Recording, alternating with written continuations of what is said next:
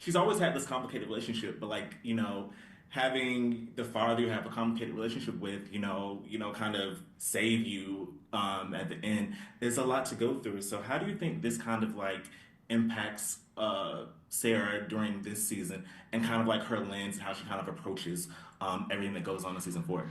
I think the arc with her father Ward um, was a really complex and complicated one. Same with Rafe, because she's watching, people that she ultimately does love do terrible, terrible things. And no matter how hardened I think you can become to someone, I think witnessing him die is still like she's witnessed her father die twice Yeah. now. Um and and that's still her dad, and I think that was a hard one for me, and I really had to think about what would Sarah's inner child feel in those moments, because I really do think it brings you back to moments like that, like it brings you all the way back to like in a very dark, not dark, but a very far away part of your brain that takes you back to these inner child moments. And I do think there's love there, and so that was really hard to navigate. So I think that was 1 through 3, and so in 4, kind of exploring that, I do feel like there's guilt, and I feel like she for sure feels like people probably blame her for his death. And I think there's a lot of hurt there still, but I also think there is resolve in a way. Like she obviously knows what happened. So there's a very complex healing arc for Sarah, but she's surrounded by her found family, and we're moving on. And I like how you said, because I love the concept of found family, especially in this series. And Madison, for you, I think that from face value, a lot of people may think that JJ is the character that really actively goes up against the Kooks all the time. But honestly, it's key. And I feel like in this season, Okay, she's let's talk she's about it. definitely that, she's that firecracker. And Hmm. I don't want to give like specific spoilers, but like I know there's one in particular where, even the rest of the pose are kind of like, you may not want to do this. And she's like, she decides to stand her ground. And I want to know for you whether it's staying up against the Kooks, like pushing back with her parents. How do you think her journey overall through the first 3 seasons has kind of like led to the key that we see in season 4? I think Kiara is maybe an inherently defensive person. I think she's defensive over the way she chooses to live her life, um, and I think it's easy to be defensive because she's living this life of I have nothing to lose, but she knows like deep down like she did have something to lose, and and it's very actively defiant of the life that was offered to her. And um, I think with the scene you mean with the Kooks is just her feeling like they are lacking empathy and lacking a touch of humanity that she doesn't have, like that she doesn't worry about with her friends, like because they're all very in tune because they've all been through a lot of life.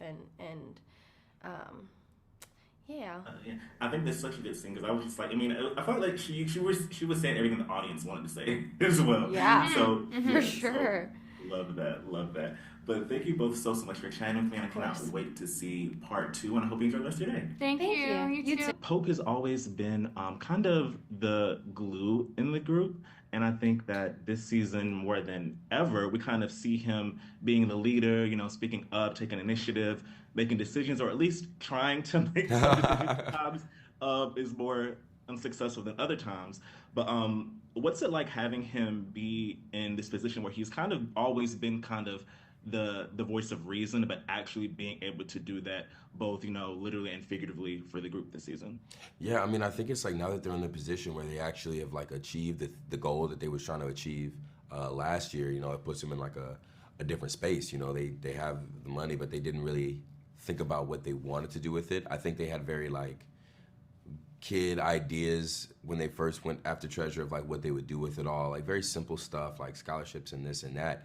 And as like they've sacrificed so much to achieve that goal, you know, a lot of their positions have changed. So, you know, I think Pope just kind of steps in with a new idea and a way to kind of take it in a different way that they didn't think of, to have that kind of thing that they were looking for with, but being like, I don't want to say reasonable is not the right word, but you know, like just using like the resources they have and like kind of staying Maybe responsible. responsible, exactly, yeah, being responsible with it and being realistic too, you know, and like so he has that idea to open the shop and they all just kind of run with it. So it's been cool just kind of seeing him like grow in that way and you know, really think through about like what's the best way to make everybody happy.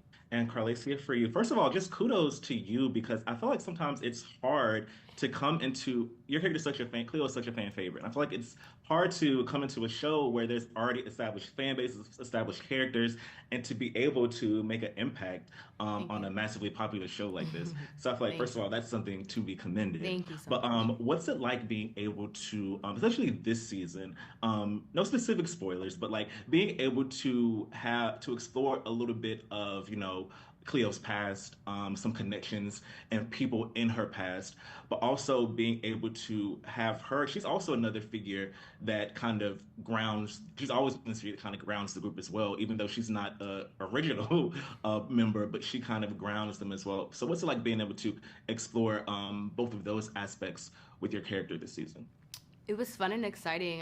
We were talking. I've been talking to the writer since last year, and basically talking about how this was going to be. Cleo was going to have a focal storyline this year, and we kind of went through like, you know, who would kind of get me into those emotions, possibly. But it was great. I think Cleo's such a mysterious character, but she also is a human who has different levels and different emotions. So I think this year we see a completely different side of Cleo that we haven't gotten to see. And I also think she is humanized in a way because I think she's so strong and she's so powerful and she's so fierce that sometimes she can come off like a superhero and things don't bother her. But I think we definitely get to see like more of her human side. And I like that you mentioned that part because I feel like a lot of times, you know, especially YA shows can like get into it can be tropey sometimes with the black characters being okay, Yeah. I'm the strong character, I'm the character who doesn't let anything phase them. So a lot of times it's good, even for Pope, it's sort of like good for these characters to not only be one thing and show that you know black characters within these shows within these environments can have multiple layers as all the other characters. So it's very it could be easily and tricky to kind of like navigate that. I feel. Yeah, I think it's very important to make sure that when you're portraying any character that they're well rounded and they're fully fleshed out as a person. You can't fall too far into one trope or the other, but you got to make sure these characters are who they are from bone to blood. You know, like they have to be fully realized and emotionally rich and have a lot of depth to them. And I think every actor strives to kind of put that to a character. You know, you might have your attribute that sticks out. You know, that permeates it, but it's all you know inside of this like kind of complex layering of like these emotions and these wants and these needs and these things that you know the frustrations, the things that are easy for them and the things that are hard for them. And like I think when that's very clear, when each character has a very clear idea of all those things, it's like any situation, like you know you can find the depth inside of all of how they deal with that kind of stuff. John B kind of already had this image of his father that he what he thought was this image of his father already kind of shattered from everything that happened. And then his return and then untimely death was just like another layer on top of all of this. So how do you think all of this may have impacted him and his perception and viewpoint of everything in season 4? Great question. Yeah, I think all of it intertwines into a lot of the way that he operates in this season. I think he's a little more hesitant to go back into any treasure hunting. And I think that he's really aware of the repercussions of his actions and the actions that he's taken over the course of the last 3 seasons. So it really influences the ways that he is operating throughout the entirety of season 4. And Drew, for you, first off, I got a chance to see Queer at TIFF, and it was such an amazing, Oh, no amazing way. film. Yeah, Oh so my God. congrats on Were you at that that film. late, with the really late showing? It was like 9:45 or No, something. I was at the yeah, the premiere Oh screening in yeah, yeah, Toronto. yeah. So yeah, yeah. Oh my God. So yeah, that was a little late, but yeah, I really enjoyed that film and love all the buzz that it's getting. Well, thank you. But for Outer Banks, Rafe has been such a polarizing figure over the years, but I feel like there's always a shred of something there for viewers to still have sympathy or empathy for him. And I think this season it kind of takes a step further because he has this relationship with Sophia that kind of humanizes him as well. And then we also see, at least in part one, that he seems to be pretty open. Like maybe not he's not verbalizing this, but he seems to be pretty open to reconnecting with his sister in some sort of way. So how do you think season four? Is kind of like a journey of maybe this is the wrong word, but some sort of like redemption. Do you see redemption on the horizon for Rafe? Yeah, I mean, I see it as a form of maturing in a way. I mean, you see that with Rafe, but you see that with all these characters. I mean, there's an 18-month time jump, where we pick up in the story. They're getting older and more established within themselves. But I think Rafe in particular, yeah, I mean, he's it's amazing what happens to someone when you lose so much. And I think he's entering into a period where he's starting to recognize the importance of family, Yeah.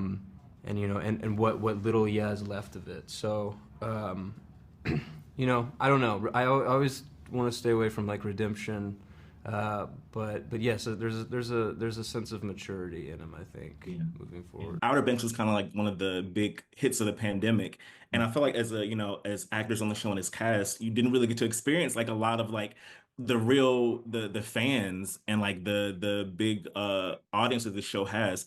So what has it been like last season, also getting ready for this season of just being able to like witness in real time how much people love and adore the show? Pretty crazy. Yeah, It's really, yeah, it's it been a has. trip. Yeah. It's been a trip. I mean, you kind of hit the nail on the head with, yeah, we were locked down. We were watching the show premiere together, locked in a In our one-bedroom little apartment. apartment, yeah. Accidentally Postmated foods almost the other day to that To the apartment. old Yeah. But starting in such a bubble and then going back to filming while the pandemic was still rampant, and then having a little time off and going out into the world, it has been a trip. It's been hard to process, I think, at times. Yeah, but I think what it did, like at least the first two seasons of filming, it was just, we had no kind of direct feedback. We were just making the show. So the Yeah. first two seasons felt like just kind of a long, extended process of making this thing with a bunch of your friends. And so, yeah, now it's, I mean, it's amazing. It's been really, we all feel so grateful and to see how important the show is to people. So, yeah. Well, thank you both so much for chatting with me, and I can't wait to see part two of the show. Thank you Brian. so much. Thank you for being here.